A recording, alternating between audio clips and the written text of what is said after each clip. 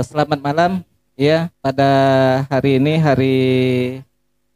hari Minggu tanggal 4 Oktober tahun 2020.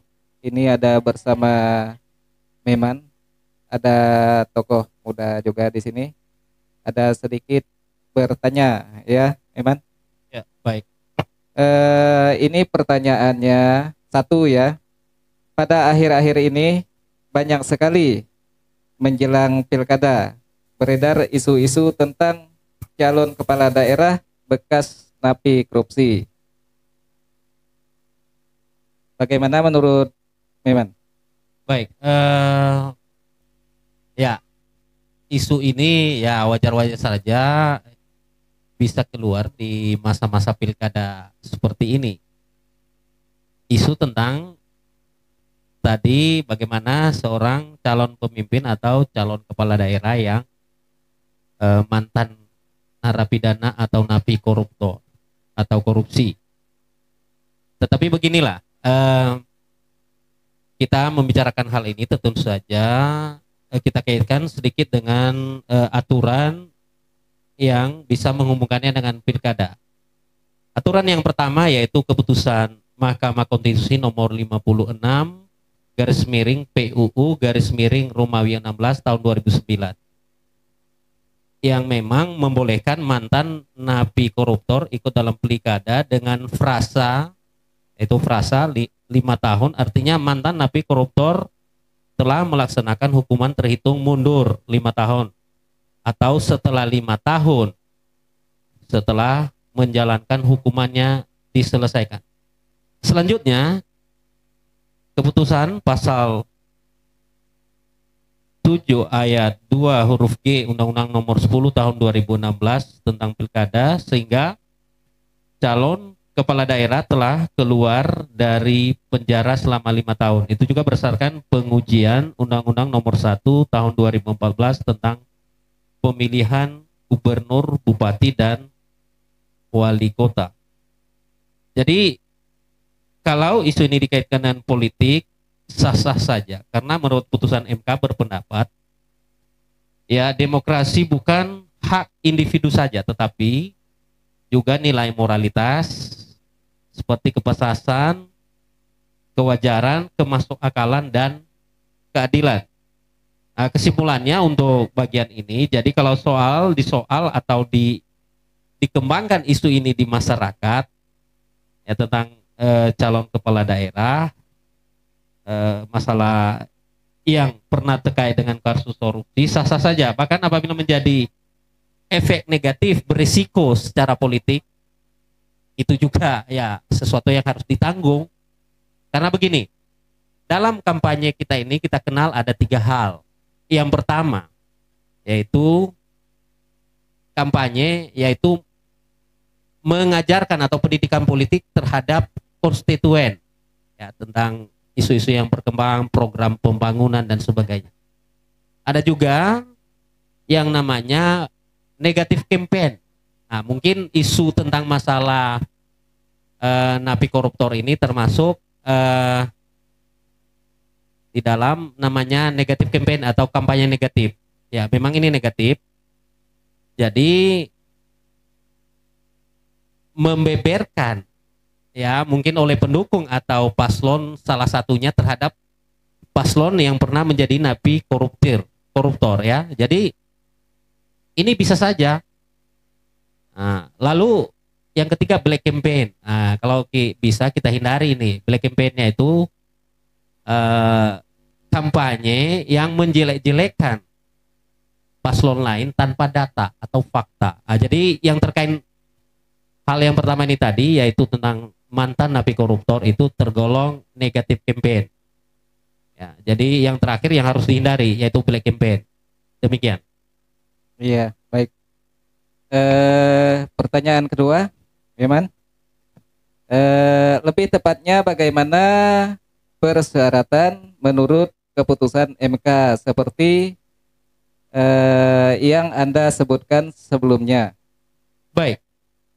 putusan MK nomor 42 garing PUU garing Rumawi 13 tahun 2015 mengabulkan permohonan agar yang tadi pasal 7 huruf G Undang-Undang nomor 8 tahun 2015 tentang pemilihan kepala daerah yang memuat ketentuan melarang mantan narapidana ikut pilkada atau dicalonkan sebagai kepala daerah. Tetapi mengingat Undang-Undang Dasar 1945 tentang hak asasi manusia, hak individual seseorang di dalam politik, jadi barang ini yang penting sudah diselesaikan minimal 5 tahun. Tetapi uraiannya bisa saya katakan seperti ini, ada beberapa. Yang pertama, syarat pertama, calon kepala daerah tidak pernah sebagai terpidana berdasarkan putusan pengadilan yang telah memperoleh kekuatan hukum tetap karena melakukan tindakan pidana yang diancam dengan pidana penjara 5 tahun atau lebih kecuali terhadap pidana yang melakukan tindakan pidana kealpaan dan tindakan pidana politik dalam pengertian suatu perbuatan yang dinyatakan sebagai tindakan pidana dalam hukum positif hanya karena pelakunya, saya lanjutkan, hanya karena pelakunya mempunyai pandangan politik yang berbeda dengan rezim yang sebelumnya. Dulu ini di zaman Soeharto kita kenal sebagai tapol-napol, ya, seperti itu. Yang kedua, syarat yang kedua menurut putusan MK nomor 42 ini tadi, yaitu calon kepala daerah yang mantan narapidana harus melewati jangka 5 tahun. Ini ada kaitannya dengan pokok bahasan kita yang pertama tadi.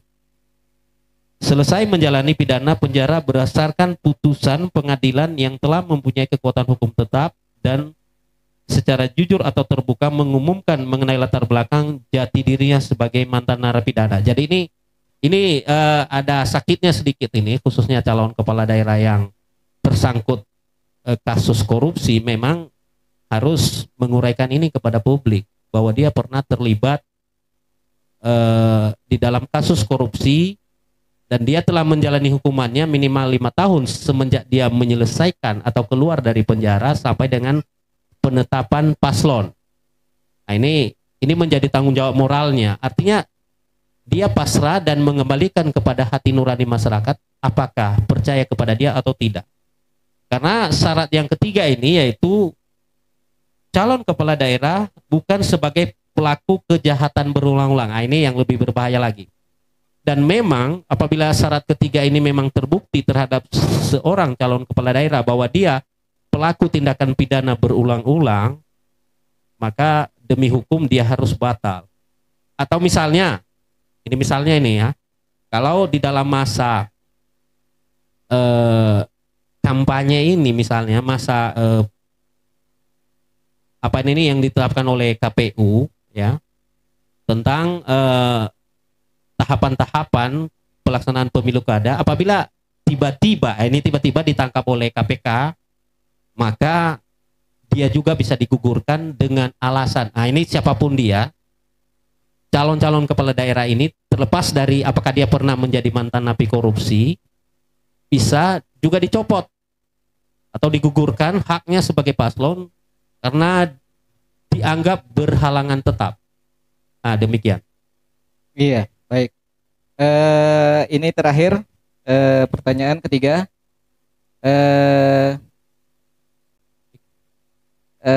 Lalu bagaimana kalau masyarakat mengait-ngaitkan isu-isu ini ke politik?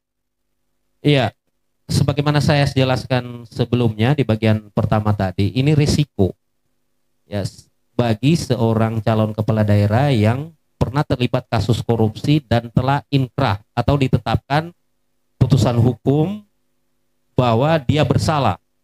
Jadi sudah inkrah ya, ini bukan hanya isu bahwa dia ini pernah menjalankan hukuman, yaitu tadi terhitung 5 tahun sampai ditetapkannya menjadi paslon yang ikut berpartisipasi di dalam pilkada. Jadi kalau masyarakat, intinya gini, kalau masyarakat mempermasalahkannya, menggoreng-goreng isu ini, ya kembalikan kepada masyarakat. Itu hak masyarakat. Ya.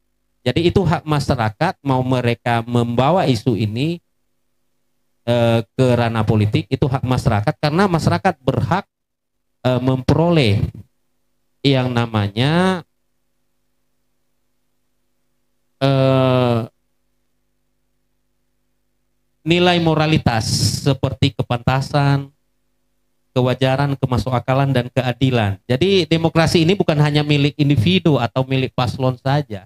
Jadi demokrasi ini milik semua ya masyarakat, terutama berkaitan dengan istilah seorang pemimpin yang bebas dari korupsi dan nepotisme. Nah, jadi ini harapan kita ke depan bahwa masyarakat bisa memahami hal ini, ya tidak juga menghakimi secara berlebihan kepada calon pemimpin daerah mantan napi koruptor, tetapi kembalikan kepada hati nurani Anda. Apakah Anda berani?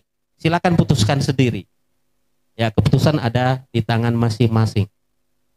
Iya, iya, baik. Terima kasih.